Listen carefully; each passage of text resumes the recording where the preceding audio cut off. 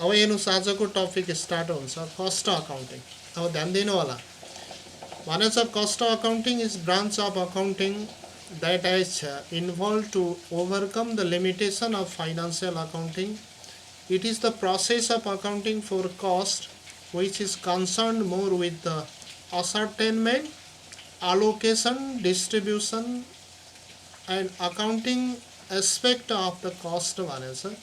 It is that branch of accounting which deals with classification, recording, allocation, summarization, reporting of current and prospective costs. Actually, it is the format, mechanism by means of which cost of product and service are ascertained and controlled भनेछ। यहाँ मैले सानो तपाईलाई एउटा slide बनाएको छु। अब cost accounting भने के हो भने हेर्नुस् न, फाइनान्शियल अकाउन्टिङको लिमिटेसनको बारेमा हामीले डिस्कस गर्यौं। फाइनान्शियल अकाउन्टिङको लिमिटेसन भने फाइनान्शियल अकाउन्टिङले ओभरअल रिजल्ट प्रोभाइड गर्छ र फाइनान्शियल अकाउन्टिङमा कस्ट रिलेटेड इन्फर्मेसनहरू प्रोभाइड गर्दैन भनेर हामीले पढेका थियौं। त्यसैले अब कस्ट अकाउन्टिङ भने के हो भने कुनै पनि प्रोडक्ट अथवा सर्भिस प्रोडक्सन गर्ने बेला कस्ट कति लाग्छ भनेर कस्टको पनि त रेकर्ड राख्नु पर्यो नि। प्रोडक्ट प्रोडक्सन गर्ने बेला अथवा सर्भिस प्रोभाइड गर्ने बेला कति कस्ट इन्कर्ड हुन्छ र कस्टको सिस्टमेटिक रेकर्ड राख्ने, कस्ट क्लासिफिकेसन गर्ने, कस्टको एलोकेसन गर्ने र कस्टको समराइजेसन गर्ने, कस्ट रिलेटेड इन्फर्मेसनहरूको सिस्टमेटिक रेकर्ड राख्ने अकाउन्टिङ सिस्टमलाई हामी कस्ट अकाउन्टिङ भन्छौँ। अकाउन्टिङको एउटा ब्रान्च हो। Cost accounting is the branch of accounting भनिन्छ र यसले के गर्छ, कस्ट अकाउन्टमा के गरिन्छ भने कस्टको सिस्टमेटिक रेकर्ड राखिन्छ। भन्न खोजेको के भने प्रोडक्ट प्रोडक्सन गर्ने बेला अथवा सर्भिस प्रोभाइड गर्ने बेला कस्ट कति इन्कर्ड हुन्छ, कस्ट क्लासिफाई गर्ने, रेकर्डिङ भनेर लेखेर राख्ने, कुन प्रोडक्टको कस्ट कति लाग्यो भनेर हो। त्यसैले अब हामीले यसरी यसलाई बुझ्न सक्छौँ। हामीलाई के कुरा थाहा छ भने financial accounting is systematic record classification, summarisation of financial transaction भन्थ्यौँ नि। कस्ट अकाउन्ट भने के भयो भने अब कस्ट अकाउन्टमा पनि सिस्टमेटिक रेकर्ड राखिन्छ तर कस्ट रिलेटेड इन्फर्मेसनको। त्यसैले हामीले फाइनान्शियल अकाउन्टिङको डेफिनेसनलाई सापट्टि लिएर जहाँ फाइनान्शियल ट्रान्जेक्सन भन्छौँ त्यहाँ कस्ट रिलेटेड इन्फर्मेसनको रेकर्ड राख्ने, कस्टलाई क्लासिफाई गर्ने। अब भन्नु होला सर यो कस्ट क्लासिफाई भने के हो भन्नु होला। सेकेन्ड च्याप्टर हामी क्लासिफिकेसन अफ कस्ट नै पढ्ने हो। कस्टको एलोकेसन गर्ने, समराइजेसन गर्ने र reporting of current and prospective cost, यो सबै प्रोसेस चाहिँ कस्ट अकाउन्टिङमा हुन्छ। अब यहाँ धेरै गफ गर्नुभन्दा हामीले के बुझ्नु पर्यो भने कुनै पनि प्रोडक्ट अथवा सर्भिस प्रोडक्सन गर्ने बेला अथवा सर्भिस प्रोभाइड गर्ने बेला त्यसमा कस्ट लाग्छ र कुनै पनि प्रोडक्ट र सर्भिसको कस्ट कति लाग्यो, कस्ट रिलेटेड इन्फर्मेसनहरू कलेक्ट गर्ने र total cost of service or goods कति लाग्यो भनेर त्यसको सिस्टमेटिक रेकर्ड राख्ने। रेकर्ड मात्रै होइन, कस्टको एनालिसिस गर्ने र कस्टको समराइजेसन गर्ने, यो अकाउन्टिङ सिस्टमलाई हामी कस्ट अकाउन्टिङ सिस्टम भन्छौँ। हेर्नुहोस् त अब्जेक्टिभ अफ कस्ट अकाउन्टिङ। अब हामीले योभन्दा अघिल्लो क्लासमा अब्जेक्टिभ अफ फाइनान्शियल अकाउन्टिङ भनेर पढाएको थियौँ। कस्ट अकाउन्टको अब्जेक्टिभ के हो, के का लागि कस्ट अकाउन्ट इन्स्टल गरिन्छ, कस्ट अकाउन्ट युज गर्छ बिजनेसले भनेको फर्स्ट पोइन्ट छ टु असर्टेन कस्ट भनेको छ। कुनै पनि प्रोडक्ट अथवा सर्भिसको कस्ट कति लाग्छ भनेर कस्ट पत्ता लगाउनु पर्यो। क्वेसन होला किन पत्ता लगाउने सर भन्ने होला। कुनै पनि प्रोडक्ट प्रोडक्सन गर्दा अथवा सर्भिस प्रोभाइड गर्दा कस्ट कति लाग्छ भनेर कस्ट नै तपाईँको पत्ता लागेन, कस्टको सिस्टमेटिक रेकर्ड राख्नु भएको छैन भने त अनि त्यो प्रोडक्टको सेलिङ प्राइस डिटरमाइन गर्नु पर्ला, अनि कस्ट कन्ट्रोल, कस्ट रिडक्सन गर्ने टेक्निकहरू खोज्नु पर्ला, म तपाईलाई के भन्दै थिएँ भने तपाई बिजनेस भन्यो भने अब्जेक्टिभ भने प्रफिट म्याक्सिमाइज हुने हो। प्रफिट म्याक्सिमाइज गर्नको लागि तपाईले तपाईको प्रोडक्टको कस्ट, प्रोडक्सन कस्ट अथवा ओभरअल कस्ट कम गर्न सक्यो भने अनि प्रफिट म्याक्सिमाइज हुने। त्यसैले सिम्पल कुनै पनि प्रोडक्ट अथवा सर्भिसमा कस्ट कति लाग्छ त्यो प्रोडक्ट र सर्भिसको लागि भनेर कस्ट पत्ता लगाउने फर्स्ट अब्जेक्टिभ हो कस्ट अकाउन्टिङ। सेकेन्ड पोइन्टमा भनेको छौँ हामीले to analysis cost and loss. हेर्नुहोस् त, एनालिसिसमा कस्ट रेकर्ड राख्ने मात्रै होइन, कस्ट पत्ता लगाउने मात्रै होइन, कस्टको एनालिसिस गर्ने। एनालिसिस भने के भन्नु होला, कुनै पनि प्रोडक्ट अथवा सर्भिसमा लाग्ने कस्टहरूको नेचरहरू डिफ्रेन्ट हुनसक्छ। कुनै फिक्स कस्ट हुनसक्छ, कुनै भेरिएबल हुनसक्छ, कुनै कस्ट रिलिभेन्ट हुनसक्छ, कुनै इरिलिभेन्ट हुनसक्छ। कस्ट के हो, रिलिभेन्ट इरिलिभेन्ट भनेर हामी सेकेन्ड च्याप्टरमा डिस्कस गर्छौँ। किनभने कस्टको नेचर हेर्नुहुन्छ भने कुनै cost according to output, output बढी प्रोडक्सन गर्यो, सेल गर्यो भने कस्ट बढी लाग्छ र प्रोडक्सन अथवा सेल कम भयो भने कस्ट पनि कम लाग्छ। According to output cost change हुन्छ भने त्यसलाई हामी भेरिएबल कस्ट भन्छौँ है। एउटा कस्ट यस्तो हुन्छ जो आउटपुटमा डिपेन्ड हुँदैन, जतिसुकै युनिट सेल गरे पनि कस्ट त्यति नै लाग्छ भने त्यसलाई फिक्स कस्ट भन्छौँ। त्यसैले कस्ट एस्टिमेसन गर्ने, कस्ट डिटर्मिनेसन गर्ने बेला हामीले कस्टलाई एनालिसिस क्लासिफाई गर्न सकेनौँ भने अनि हामी फ्युचरमा हाम्रो प्रफिट कति हुने, प्रफिट प्लानिङदेखि लिएर प्रोडक्टको टोटल कस्ट कति लाग्ला भनेर आइडेन्टिफाई गर्न सक्दैनौँ। त्यसैले नम्बर 2 मा हामीलाई के भन्नु पर्यो भने कस्ट अकाउन्टको अब्जेक्टिभ 1 2 3 4 5 भनेर मात्रै मैले यहाँ लेखेको छु। फर्स्ट अब्जेक्टिभ भनेको त कस्ट असर्टेन गर्ने भने पत्ता लगाउने हो। सेकेन्ड अब्जेक्टिभ भनेको कस्टको एनालिसिस गर्ने हो। थर्ड अब्जेक्टिभ हेर्नुहोस् टु कन्ट्रोल कस्ट। कुनै पनि प्रोडक्ट र सर्भिसमा लाग्ने कस्टलाई हामीले बढ्न दिनु भएन। कस्ट वर्षै पछि बढिरहेछ, मार्केटमा कस्ट बढ्यो भने सेलिङ प्राइस पनि बढाउनु पर्ला। बिजनेस भने प्रफिट कमाउने अब्जेक्टिभ हो। सेलिङ प्राइस बढी भयो भने मार्केटमा कम्पिटिसन गर्न नसकेला।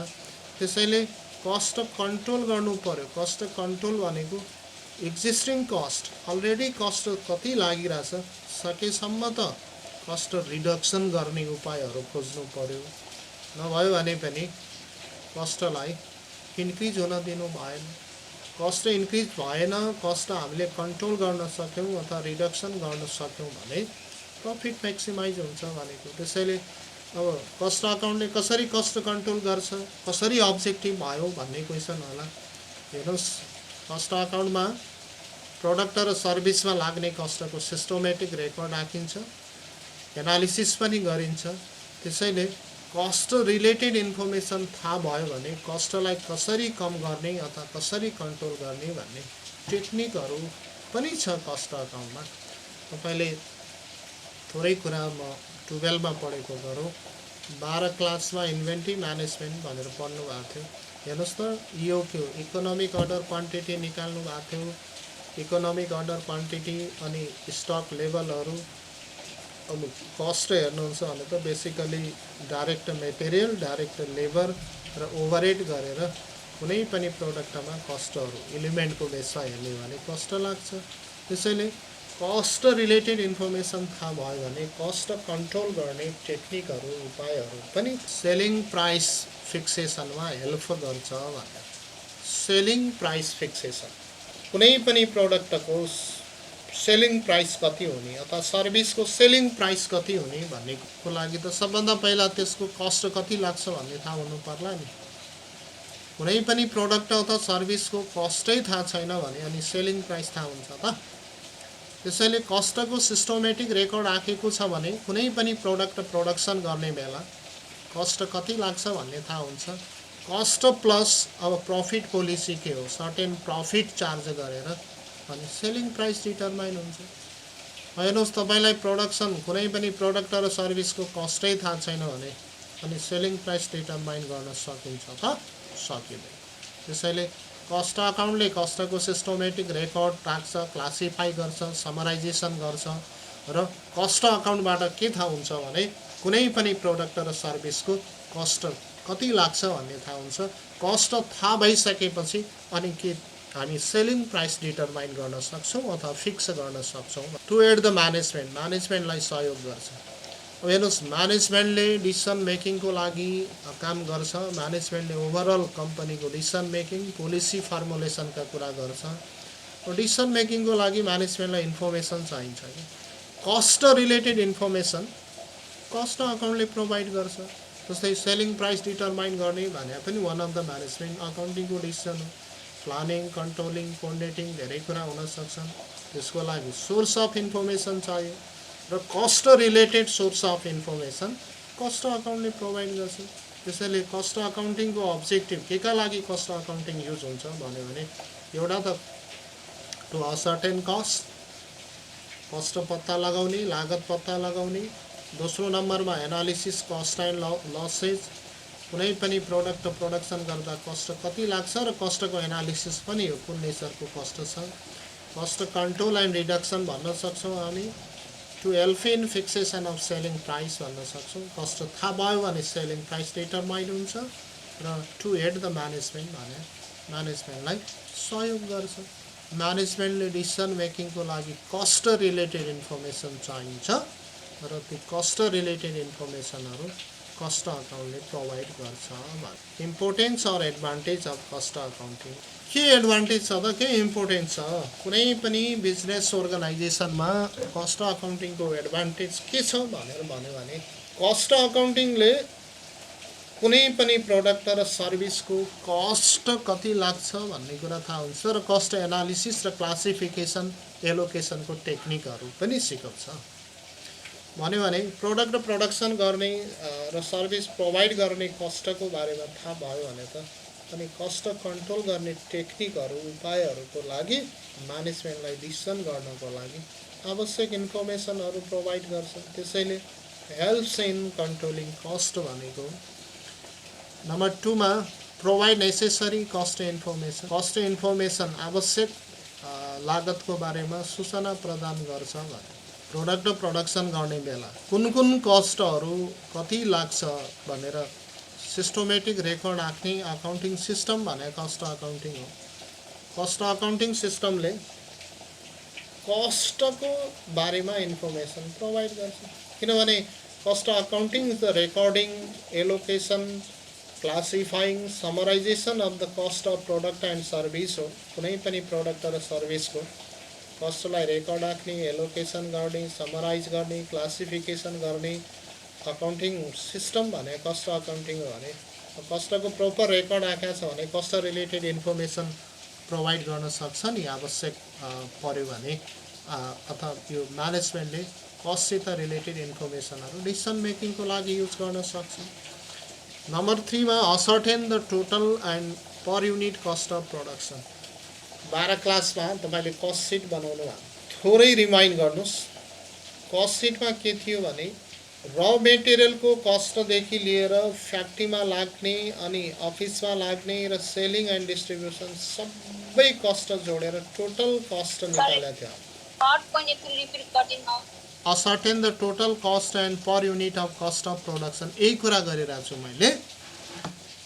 कस्ट अकाउन्टिङबाट टोटल कस्ट र पर युनिट कस्ट असर्टेन हुन्छ, फाइन्ड आउट हुन्छ भने तपाईँले म कुरा गर्दैछु, थर्ड पोइन्टकै कुरा गरिरहेको छु है, ध्यान दिनु।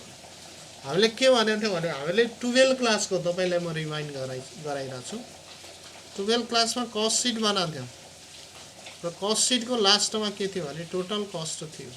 कस्ट सिट भनेको one of the component of cost accounting. Profit and loss account, balance sheet भनेको फाइनेन्सियल अकाउन्टिङ हो भने कस्ट सिट भने कस्ट अकाउन्टिङको पार्ट हो नि। भन्यो भने कुनै पनि प्रोडक्ट प्रोडक्सन गर्ने बेला टोटल कस्ट कति लाग्छ र total cost divided by production unit गर्यो भने कस्ट पर युनिट पनि आउँछ। त्यसैले कस्ट अकाउन्टिङको इम्पोर्टेन्स किन छ भने कस्ट अकाउन्टिङले प्रोडक्ट र सर्भिसको टोटल कस्ट आइडेन्टिफाई गर्छ र टोटल कस्ट आइडेन्टिफाई भयो भने अनि total cost divided by production unit अथवा आउटपुट गर्यो भने हाम्रो कस्ट पर युनिट आउँछ। हामीले पढेको फाइनान्सियल अकाउन्टिङमा कस्ट पर युनिट आउँदैन नि त, त्यहाँ त नेट प्रफिट कति, नेट लस कति, एसेट कति, लाइबिलिटी कति भनेर आउँछ। हामीलाई कुनै पनि प्रोडक्ट र सर्भिसको कस्ट टोटल कस्ट चाहियो भने फाइनान्सियल अकाउन्टिङबाट आउँछ त, आउँदैन नि। त्यसैले कस्ट अकाउन्टिङको फाइदा के भयो भने कस्ट अकाउन्टिङबाट टोटल कस्ट र कस्ट पर युनिट आइडेन्टिफाई हुन्छ भने। नम्बर 4 मा इन्ट्रोड्युस कस्ट रिडक्सन प्रोग्राम भनेर हेर्नुहोस्, कस्टको प्रपर रेकर्ड राखेको छ, कस्टको प्रपर इन्फर्मेसन छ भने कस्ट रिडक्सन प्रोग्रामहरू लागू गर्न सकिन्छ भने कस्ट अकाउन्टले प्रोडक्सन गर्ने बेला अथवा सर्भिस प्रोभाइड गर्ने बेलाको detail cost related information provide गर्छ र त्यही कस्टको इन्फर्मेसनबाट कस्ट रिडक्सन गर्ने प्रोग्रामहरू इन्ट्रोड्युस लागू गर्न सकिन्छ। कुनै पनि प्रोडक्ट र सर्भिसमा हाउ टु कन्ट्रोल कस्ट कसरी कन्ट्रोल गर्ने भन्ने डिसिसन गर्न सकिन्छ। तपाईले अहिलेको सिनारियो हेर्नु भएको छ भने हेर्नुहोस् त, आजभन्दा 10-15 वर्ष अगाडि एउटा मोबाइल फोन सादा सेट 8-10 हजारमा पाइन्थ्यो। अहिले कति धेरै फिचर भएको मोबाइल सेलफोन हेर्नुहुन्छ भने सस्तोमा पाइन्छ। तपाईँ भन्नु होला यो कसरी भयो भन्नु होला। हेर्नुहोस् त, कम्पनीहरूले विभिन्न रिसर्च एन्ड इनोभेसन गरिरहेछन्, कस्ट कम गर्ने उपाय खोजिरहेछन्। त्यसैले त हामीले धेरै फिचर भएको, धेरै सुविधा भएको प्रोडक्ट सस्तोमा पाइरहेछौँ नि त। यदि कुनै पनि प्रोडक्ट प्रोडक्सन गर्ने बेला कस्ट के लाग्छ, कस्टको एनालिसिस छैन भने कस्ट कसरी कम गर्न सकिने भन्ने कुराहरू इन्ट्रोड्युस गर्न सकिँदैन थियो। त्यसैले कस्ट अकाउन्टिङले कस्ट रिलेटेड इन्फर्मेसन प्रोभाइड गर्छ, जसको कारणले कस्ट रिडक्सन प्रोग्रामहरू इन्ट्रोड्युस गर्न सकिन्छ भने। त्यस्तै disclose the profitability and non profitability activity भनेर हेर्नुहोस्, कुनै पनि बिजनेस अथवा प्रोडक्ट अथवा सर्भिसमा डिफ्रेन्ट एक्टिभिटी हुन्छ। डिफ्रेन्ट एक्टिभिटी मध्ये जुन प्रफिटेबल छ, जुन एक्टिभिटीको कारणले प्रफिट हुन्छ, त्यो एक्टिभिटीलाई कन्टिन्यू गर्नु पर्यो। जसमा प्रफिटै छैन त्यो एक्टिभिटीलाई डिस्कन्टिन्यू गर्नु पर्यो। अब प्रफिट कुनै पनि एक्टिभिटीमा अथवा कुनै पनि प्रोडक्ट र सर्भिसमा प्रफिट छ कि छैन, अथवा बिजनेसमा हामी प्रोडक्ट प्रोडक्सन गर्नको लागि, सर्भिस प्रोभाइड गर्नको लागि जे एक्टिभिटी गर्छौँ ती एक्टिभिटीहरूमा कस्ट कति लाग्छ र त्यो एक्टिभिटीबाट लागेको टोटल कस्ट र प्रोडक्ट र सर्भिसको सेलको प्राइस हामीले कम्प्यारिजन गऱ्यो भने कस्ट बढी लागिरहेछ, त्यतिमा सेल हुँदैन भने त त्यो त नन प्रफिटेबिलिटी एक्टिभिटी भयो। त्यस्ता प्रफिट नहुने एक्टिभिटीलाई छोडिदिनुहोस्, रिड्युस गरिदिनुहोस् भनेको। त्यसैले कस्ट अकाउन्टिङले अब हामीले टोटलमा सबैमा के बुझ्नु पर्यो भने कस्ट अकाउन्टिङ भनेको कस्टको रेकर्ड राख्ने हो र कस्ट क्लासिफिकेसन, अलोकेसन र कस्ट रिलेटेड इन्फर्मेसनको सिस्टमेटिक रेकर्ड राख्ने हो। कस्ट थाहा भयो भने हामी सेलिङ प्राइस डिटरमाइन गर्छौँ। सेलिङ प्राइस डिटरमाइन गर्नको लागि अब मार्केटमा हामीले डिटरमाइन गरेर मात्रै भएन, मार्केटमा कम्पिटिसन छ, अरू पनि कम्पनी छन्। त्यसैले हाम्रो कस्ट र मार्केटको सेलिङ प्राइसको हामी कम्प्यारिजन गर्छौँ। कस्टभन्दा सेलिङ प्राइस बढी छ भने त्यो एक्टिभिटी, त्यो प्रोडक्टलाई कन्टिन्यू गर्छौँ, प्रोडक्सन गर्छौँ। कस्ट बढी लागिरहेछ अनि सेलिङ प्राइस त्यति मार्केटमा छैन भन्यो भने अनि त्यस्तो एक्टिभिटीलाई हामीले के गर्नु पर्यो, हटाइदिनु पर्यो। तपाईँलाई थाहा होला एकचोटि यो धनगढीमा केरा व्यवसायले आन्दोलन गरे थियो। इन्डियाबाट मगाएर धनगढीका व्यापारीले केरा नेपालमा सस्तो बेच्न थाले। यहाँ केरा खेती गरेका किसानहरूको कस्ट बढी लाग्यो, मार्केटको प्राइससित कम्पिटिसन गर्न सकेन। त्यसपछि आन्दोलन के गरे भने होइन, हामीले खेतबारीमा लगाएको केरा चाहिँ अलि महँगो हुन थाल्यो, इन्डियाबाट सस्तो केरा आएर हामीले त बेच्नै पाएनौँ, घाटा लाग्यो भन्ने कुरा उठाएको थियो। त्यसैले कस्ट अकाउन्टिङले कस्ट रिलेटेड इन्फर्मेसनहरू र प्रफिटेबिलिटी र नन प्रफिटेबिलिटी एक्टिभिटी आइडेन्टिफाई गर्छ भनेको छ। 6 नम्बरमा provide information for comparison of cost. कस्टको सिस्टमेटिक रेकर्ड राखेको छ भने कस्ट कम्प्यारिजन पनि गर्न सकिन्छ। पोहोर साल कति कस्ट लागेको थियो, यो साल कति लाग्यो कुनै प्रडक्ट र सर्भिसमा, त्यो थाहा हुन्छ भने कुन कम्पनीको कस्ट कति त्यही प्रडक्टको लागि र कसको कति भनेर रेकर्ड राखेको छ कस्टको सिस्टमेटिक भने कस्ट कम्प्यारिजन पनि गर्न सक्यो। Check the accuracy of financial account. अब फाइनान्सियल अकाउन्टको एक्युरेसी चेक गर्ने भनेको तपाईँले रिकन्सिलेसन कस्ट रिकन्सिलेसन स्टेटमेन्ट पढ्नु भएको थियो, फाइनान्सियल अकाउन्टिङको प्रफिट र कस्ट अकाउन्टिङको प्रफिट किन फरक पर्यो भनेर, किनभने फाइनान्सियल अकाउन्टिङमा रेकर्ड भएको कस्ट एक्चुअली कस्ट अकाउन्टमा के छ भनेर त्यो एक्युरेसी चेक गर्न सक्यो। Helps investor and financial institution, लगानीकर्ताहरूलाई कुनै पनि प्रोडक्ट अथवा सर्भिस कुनै पनि प्रोजेक्टमा कस्ट कति लाग्छ भन्ने थाहा भयो भने के हुन्छ, इन्भेस्टमेन्ट गर्ने नगर्ने भनेर डिसिसन गर्न सक्छन्। र बेनिफिसियल टु वर्कर,